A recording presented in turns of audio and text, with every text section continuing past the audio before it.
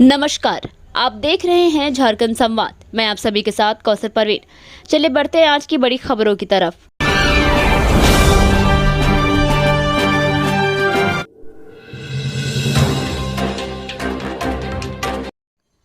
अखिलेश सिंह गिरोह के कुख्यात अपराधी कन्हैया सिंह गिरफ्तार। आज जमशेदपुर पुलिस के द्वारा एक अच्छी सफलता हासिल की गई है। जमशेदपुर पुलिस के विभिन्न थाना क्षेत्र में वांटेड एक कुख्यात अपराध कर्मी कन्हैया सिंह को गिरफ्तार किया गया है।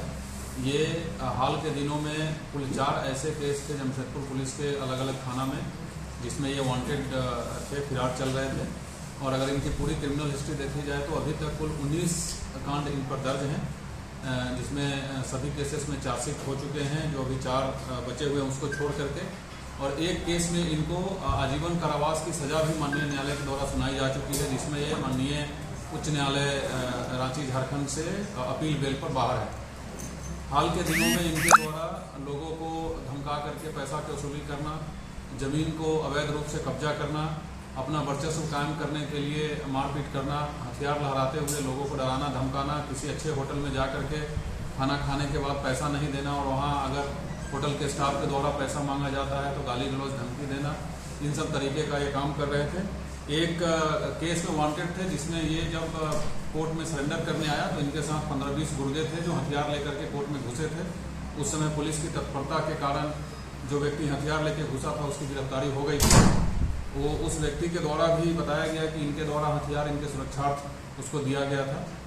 इसकी गिरफ्तारी के पश्चात इसकी स्वीकारोक्ति बयान ली गई है, जिसमें इसके द्वारा बताया गया है कि ये कुल 3 हथियार अपने पास रखते हैं, जिसमें एक अंशु चौहान के पास रखते थे जो इनके बॉडीगार्ड के रूप में काम करते थे। वो हथियार अंशु चौहान के पास से ही सिविल कोर्ट जमशेदपुर से बरामद हुआ था। एक और हथियार है जो इनके साथ एक और इसका साथी है जो पौलू नाम का व्यक्ति वो रखता है, और तीसरा हथियार ये अपने सुरक्षा के लिए अपने पास रखता है, जिस हथियार को आज इनके घर से बरामद किया गया है। उसके साथ 2 जिंदा कारतूस भी बरामद किया गया है।